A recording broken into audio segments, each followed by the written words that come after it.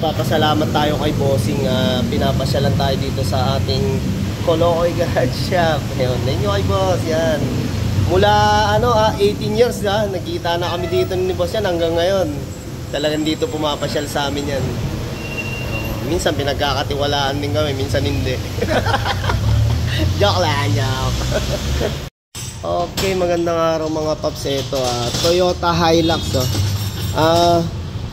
Bali ito 12 years na to mga paps. Yun, lilinisin natin yung EGR. Medyo mababa naman tinakbo ni Boss, nasa 52k mileage. Yan yun, dami na rin carbon. Tapos ito nga yung napansin natin, may mga leak na tayo dito sa mga natin, injector. Yan. Yan sa mga linya ng fuel line natin. Kaya isasama na natin siyang palitan yung mga oil seal tsaka valve cover gasket. Yan Tapos ito, nakita na nga rin natin, nagbabasa na rin yung konektado sa ating turbo. Yun. Okay mga paps, ito na nga yung ating EGR. Ayan, saktong dumi lang, hindi naman ganun kakapal. Pero mas maganda nga, nalilinisan natin. Throttle natin. Yan. Ayun, isa ring nagka-carbon talaga yung pipe natin. Okay, yun nga mga paps, na kahit nga hindi naman umabot ng 100k mileage tayo, pwede natin palinisan yung ating EGR. Lalo nag 10 years na rin siya. Okay, yun nga mga paps, nililinisan natin tong combustion chamber bago natin ibalik yung pinaka intake manifold. Ayan.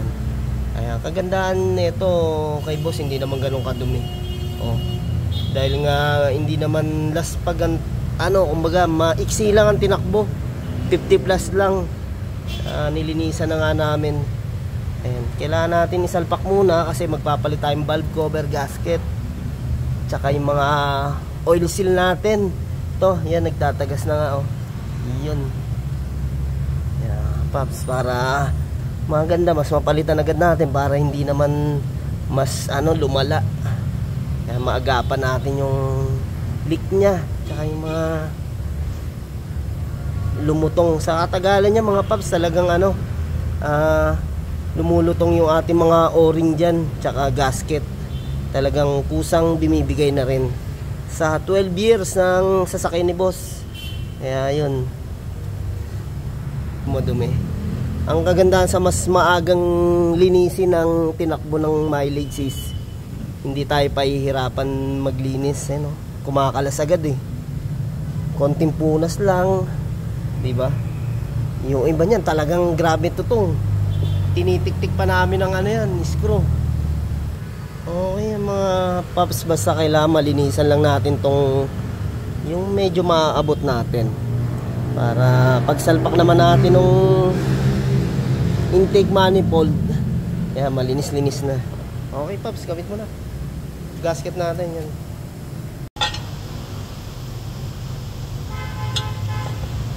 Yun balik na ulit sa bago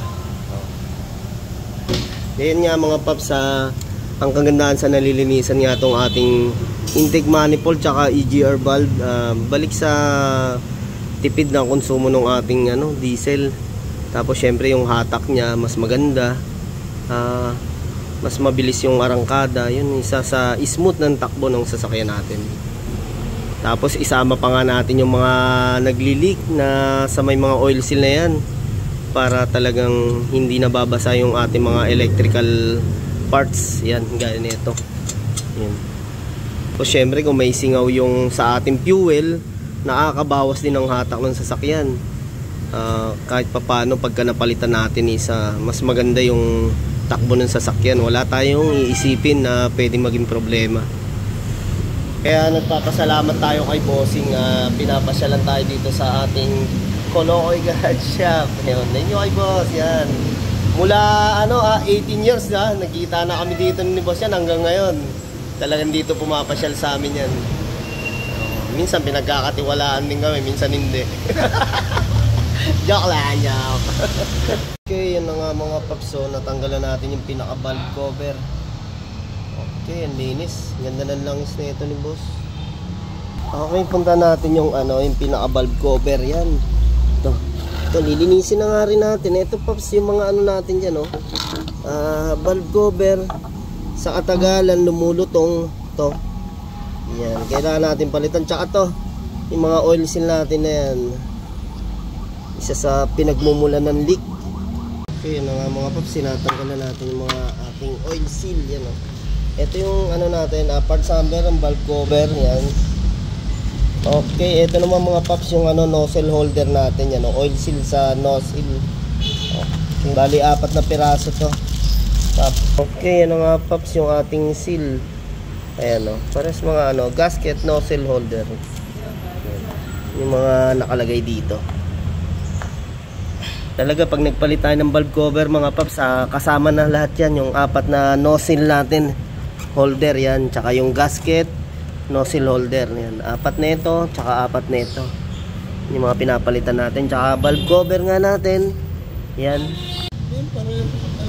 Ayun mga Pops, ito na nga yung pinaka nozzle holder natin na 4 na yan, oh. Ayan.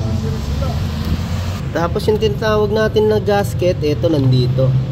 Gasket nozzle holder, yung 4 na din na yan. Kasi nagkaroon nga ng leak. Yan, kaya kailangan natin talagang palitan. Okay, patapos na tayo mga Pops.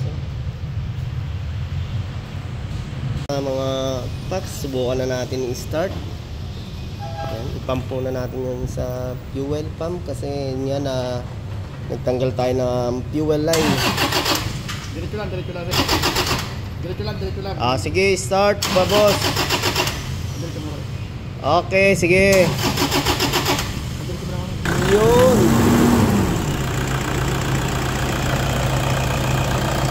Ayan mga Pops, ang next natin gagawin dito is yung turbo. Ayan, para matanggal na rin yung basa-basa ng mga langis. Okay mga Pops, para kumpletong ano, i-reset natin. Yan. Kasi nalinisan natin yung pinaka EGR. Ayan mga Pops, ito check-checkin na nga natin. Wala naman siyang check engine nung nalinisan natin yung pinaka EGR valve. Testing lang natin yung sa pag nire-rev, napakasarap apakan dahil napakagaan na niya. Ayan. Okay mga Pops, success yung linis natin ng EGR valve. Okay mga Pops, kabit na natin to. Okay, natapos sa amin yung paggawa ng EGR sa Toyota Hilux si Boss. Thank you kay Boss Ruben. Thank you boss, pasyal ka na lagi. Yan.